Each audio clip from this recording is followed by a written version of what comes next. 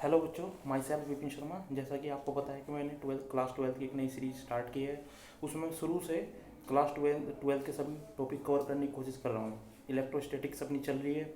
उसमें आज का टॉपिक है Coulomb's law. Coulomb's law basically 2 parts में डिवाइड किया गया है।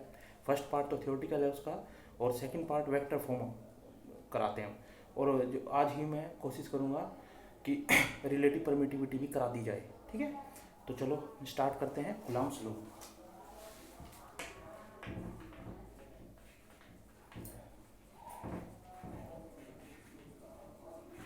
कूलम्ब्स तो एक साइंटिस्ट थे कूलम्ब, इन 1785 एक साइंटिस्ट हुए कूलम्ब।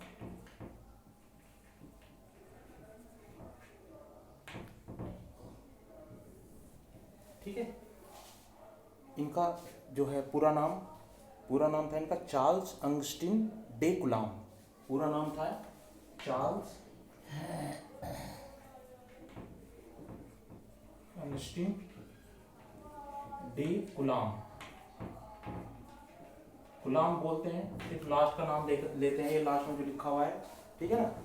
तो इन्होंने देखा, इससे पहले चार्ज की डिस्कवरी हो चुकी थी बेंजामिन फ्रैंकलिन के द्वारा, जो उन्होंने बताया था कि ये पॉजिटिव चार्ज होता है इस पे निगेटिव चार्ज होता है। ठीक है ना, वो सभी चीज़ें मैं पहले डिस्कस कर चुका हूँ। तो उन्होंने देखा कि पॉजिटिव चार्ज को रिपल कर रहा है, निगेटिव चार्ज को रिपल कर रहा है। पॉजिटिव और निगेटिव एक दूसरे को अट्रैक्ट कर रहे हैं। इसका मतलब ये एक दूसरे को फोर्स लगा रहे हैं। वो कितना फोर्स होता है वो इन्होंने बताया था। ठीक है ना। और ये फोर्स कैसा हो गया, इंटरेक्शन फोर्स है, क्योंकि इसमें अट्रैक्शन भी है और रिपल्सन भी है। तो कैसा फोर्स है ये, इंटरेक्शन फोर्स है। तो इसकी अगर मैं डेफिनेशन लिखूं कूलम्ब्स लॉ की, वो लिख लिया होगा आपने। कूलम्ब्स लॉ बोर्ड थोड़ा छोटा है, इसलिए मुझे सभी चीज़ें साफ करनी पड़ रही हैं। ठीक है, अब लिखना ध्यान से देखो। इट इज डिफाइंड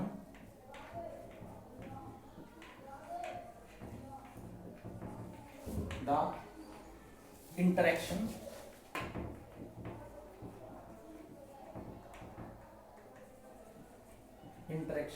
इंटरेक्शन में दोनों है, अट्रैक्शन भी और रिपल्सन भी।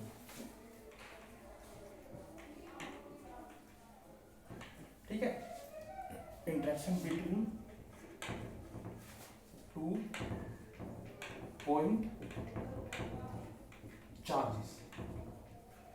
ठीक है, ये पॉइंट चार्जेस दोनों पॉजिटिव भी हो सकते हैं, दोनों निगेटिव भी हो सकते हैं, और एक पॉजिटिव भी हो सकता है, एक निगेटिव भी हो सकता है। इनके कहने का क्या मतलब है, it is define the interaction. इन्होंने डिफाइन किया इंटरेक्शन बिटवीन 2 पॉइंट चार्जेस, कि 2 पॉइंट चार्ज के बीच में कितना इंटरेक्शन लगता है, कितना इंटरेक्शन पैदा होता है, या तो वो इंटरेक्शन अट्रैक्शन है या रिपल्सन है। ठीक है, और वो कितना होता है, this interaction is directly proportional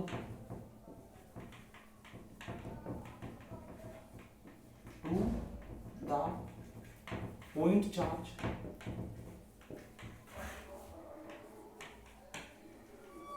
and inversely proportional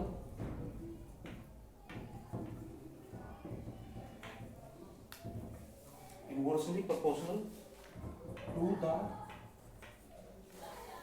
square of distance between them।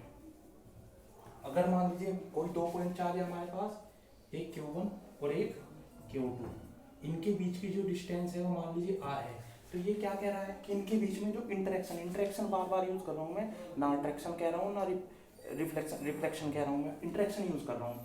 तो इंटरेक्शन का मतलब उसमें दोनों आ गए, या कुछ भी हो सकते हैं। ठीक है, तो ये क्या कह रहा है कि इनके बीच में जो इंटरेक्शन मान लीजिए फोर्स है वो Q1 Q2 के डायरेक्टली प्रोपोर्शनल होगा, और इन दोनों के बीच की जो डिस्टेंस है वो R इसके इन्वर्सली प्रोपोर्शनल स्क्वायर के होगा। तो ये चीज ऊपर लिखी हुई है। ठीक है, अब जो कूलम्ब्स ने कहा था ना, कूलम्ब्स ने स्ट्रिक्टली बोला था। ठीक है, strictly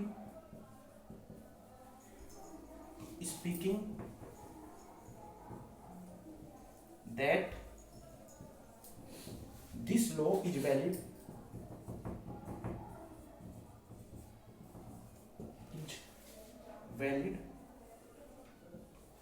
only and only stationary charge.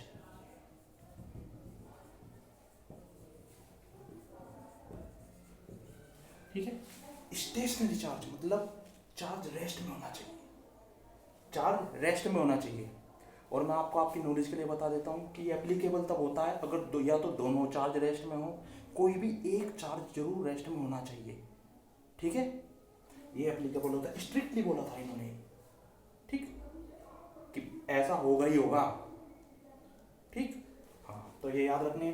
और एक डायरेक्शन के बारे में, डायरेक्शन क्या होगी, डायरेक्शन के बारे में मैं लिख देता हूँ ऊपर, अगर आपने लिख लिया पोज करके लिख लो इसको, ऊपर लिखूंगा डायरेक्शन के बारे में। ठीक है,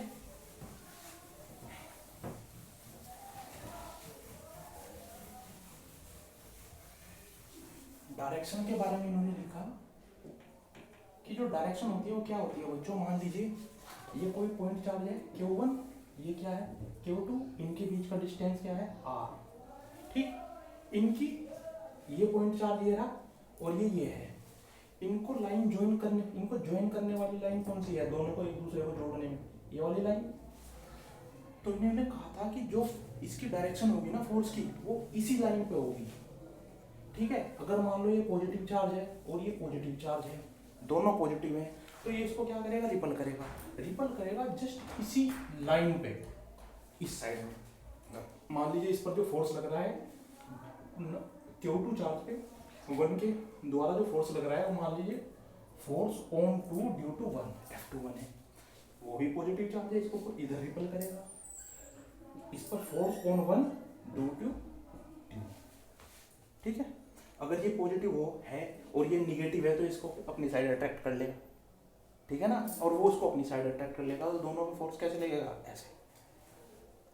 समझ रहे हो, अगर दोनों निगेटिव है तब भी फोर्स ऐसे ही लगेगा, क्योंकि फिर भी दोनों एक दूसरे को रिपल करेंगे। ठीक है ना। देन डायरेक्शन के बारे में क्या लिखे हैं, direction is defined in the line joining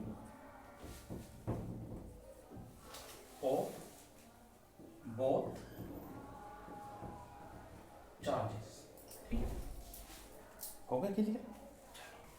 ठीक, अभी तक मैंने इसका थ्योरेटिकल पार्ट लिखा है, अब इसको और सुंदर सा बना लेते हैं।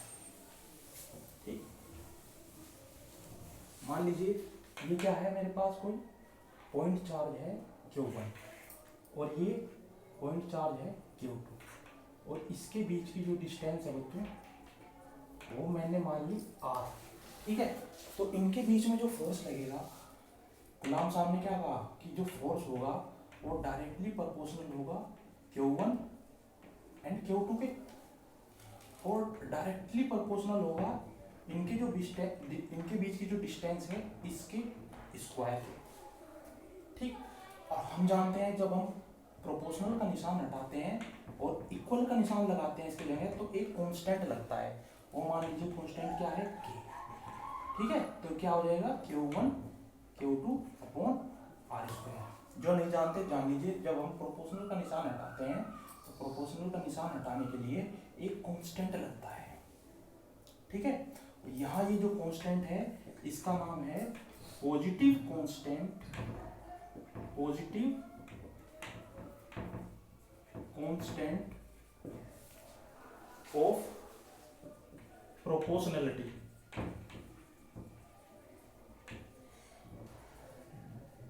ठीक है, या इलेक्ट्रोस्टैटिक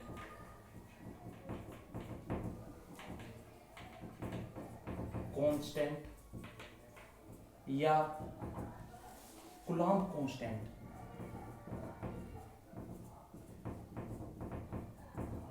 ठीक है, इसके 3 नाम है। ठीक है, एक तो पॉजिटिव कांस्टेंट ऑफ प्रोपोर्शनलिटी, एक इलेक्ट्रोस्टैटिक कांस्टेंट, और एक क्या है कूलॉम कांस्टेंट। ठीक, चलो ठीक है, और इसकी जो वैल्यू होती है बच्चों एक्सपेरिमेंटली इसकी जो वैल्यू फाइंड आउट की गई वो होती है 1/4 पाई एप्सिलॉन जीरो का मतलब क्या है, वो जो दोनों चार्ज रखे हुए हैं ना उधर, वो जो दो चार्ज मतलब एक सिस्टम बन गया वो दो चार्ज का, एक सिस्टम जो r डिस्टेंस पे रखे हुए, दो चार्ज r डिस्टेंस पे रखे हुए हैं, वो एयर में रखे हुए हैं। अगर वो एयर में रखे हुए हैं तो मैं इसको एप्सिलॉन नोट इससे डिनोट करूंगा, और ये क्या होता है,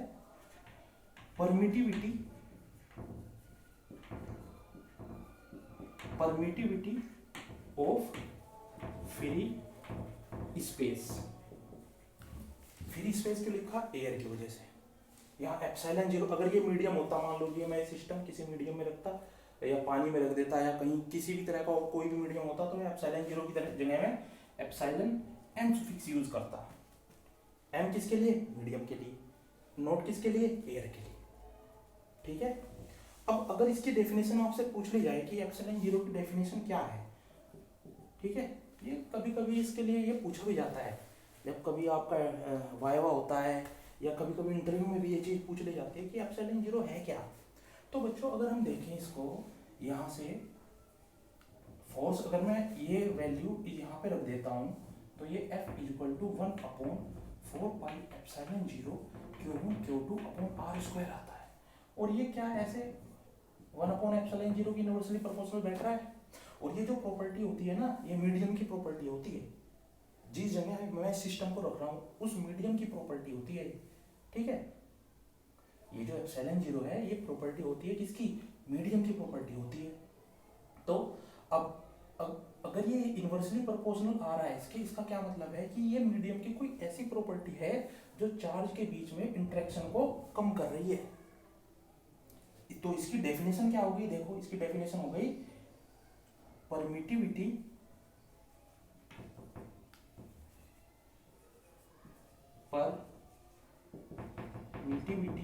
ये स्पेस की भी हो सकती है किसी मीडियम की भी, is defined as the opposition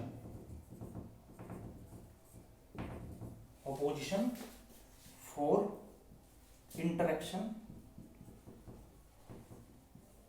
interaction between two point charge। ठीक है, permittivity is defined as the opposition for interaction between two point charge। ठीक, तो हम इसको यहाँ से ऐसे डिफाइन कर सकते हैं।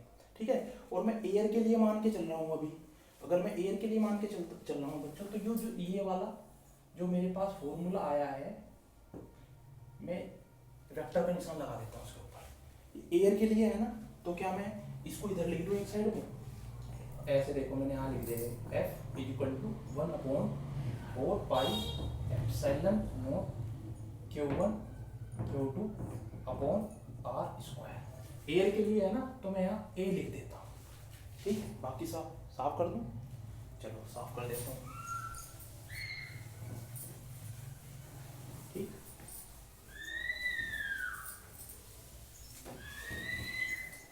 चलो अगर मैं किसी सिस्टम को मान लीजिए let system of charges is placed in any medium whose permittivity is epsilon m। ठीक है, तो ये क्या हो जाएगा F, ठीक, 1/4 पाई एप्सिलॉन जीरो, नहीं यहाँ एप्सिलॉन m आएगा। ठीक, और यही वाला सिस्टम है। ठीक है, यही सिस्टम रखा है, तो Q1 Q2/r²। ठीक, अब मैं क्या करता हूँ FA/FM कर देता हूँ, इन दोनों को डिवाइड कर देता हूँ, तो क्या आ जाएगा, यह आ जाएगा 1/एप्सिलॉन जीरो इंटू एप्सिलॉन m। ये आ गया हमारे पास एप्सिलॉन m/एप्सिलॉन जीरो, इसको एप्सिलॉन बोलते हैं। ठीक है, एप्सिलॉन m/एप्सिलॉन जीरो। तो ये जो क्वांटिटी होती है ना epsilon permittivity of medium with the ratio of permittivity of air. तो ये जो रेशो होता है इसको हम कहते हैं एप्सिलॉन आर, ठीक है। और ये इसको बोलते हैं रिलेटिव परमिटिविटी, ठीक है। और इसी को ही हम बोलते हैं के, इसको बोलते हैं डाइलेक्ट्रिक कांस्टेंट, ठीक है। इसको बोलते हैं डाइलेक्ट्रिक कांस्टेंट, इसको बोलते हैं रिलेटिव परमिटिविटी। ये दोनों एक दूसरे के इक्वल होते हैं, ठीक है। तो यहाँ से मैं इसकी डेफिनेशन दे सकता हूँ एप्सिलॉन आर की। रिलेटिव परमिटिविटी को डिफाइन कर सकता हूँ। Relative permittivity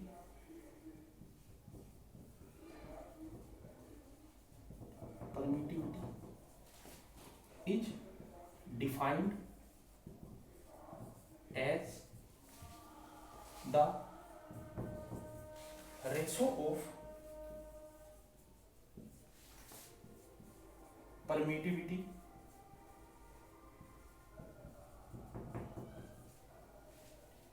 in medium to the permittivity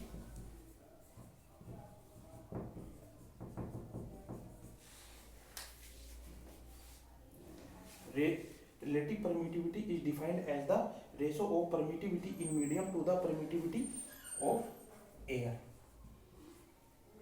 और यहाँ ब्रैकेट में लिख देता हूँ when charge system for both is same, मतलब हवा में भी वही है और दूसरा जो मीडियम उसमें भी। इसकी एक और डेफिनेशन भी लिख सकता हूँ इससे, ठीक है ना। क्या लिख सकता हूँ, relative permittivity is defined as the ratio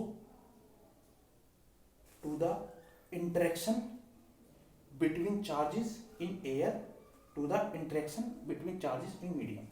आप अपने आप इसको लिख सकते हैं ऐसे और करके। तो इसकी दो डेफिनेशन हमारे पास में बन जाती हैं, ठीक है। चलो आगे बढ़ते हैं।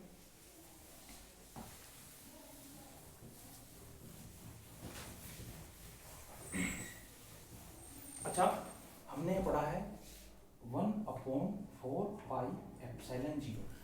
ये कांस्टेंट है जिसको मैंने क्या बोला था, कूलम्ब्स कांस्टेंट भी बोला था, ठीक है।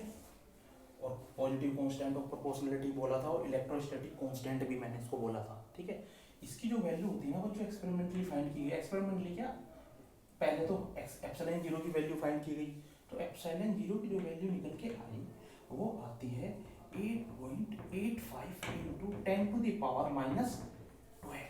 अब बात ये आती है कि इसकी यूनिट क्या होगी, ठीक है। इसकी यूनिट अगर मैं ये देखूं, force is equal to 1/4πε0 into Q1 Q2 upon r²। तो यहाँ से मैं एप्सिलॉन 0 की यूनिट देख सकता हूँ। ये देखो, ये क्या हो गया, न्यूटन इंटू r², ये क्या हो जाएगी, मीटर स्क्वायर, और Q1 Q2 क्या हो जाएगी, कूलम्ब स्क्वायर। तो ये इसकी यूनिट है। और एप्सिलॉन आर क्या है, डायमेंशनलेस, यूनिटलेस, क्योंकि ये सेम यूनिट का डिवाइडेशन है, ठीक है। तो उसकी लिखने की जरूरत नहीं है, ठीक। और इसके बाद हमारे पास क्या आ जाता है, डायमेंशन,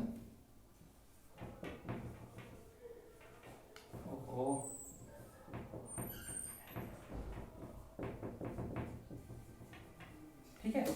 अब हमारे पास क्या आ जाता है, ठीक है, हाँ, एक ये आ जाता है 1/4πε0। इसकी जो वैल्यू होती है बच्चों को होती है 9 × 10⁹, और यूनिट इसकी भी वही ऐसे ही निकलेगी। क्या हो जाएगा, न्यूटन, फोर्स के लिए न्यूटन, r² इधर आ जाएगा, उसकी metre square upon Q1 Q2 नीचे आ जाएगी। वो Q1 एक चार्ज है, Q2 दूसरा चार्ज है, और चार्ज की यूनिट क्या होती है, coulomb, coulomb coulomb coulomb square, ठीक है। तो ये है हमारे पास में, ठीक है। तो ये क्या है, थ्योरेटिकल हमने कूलम्ब्स लॉ को डिफाइन किया। बहुत जल्दी जल्दी मैं कराता हूँ, कारण क्या है, जितना छोटा वीडियो हो उतना ही अच्छा है आप लोगों के लिए। बोलने के लिए मैं इसको इसी को ही 45 मिनट तक करा सकता हूँ, ठीक है, लेकिन कोई फ़ायदा नहीं है, क्योंकि जो चीज़ मेन है वो चीज़ मैंने सभी आपको बता दी गई है।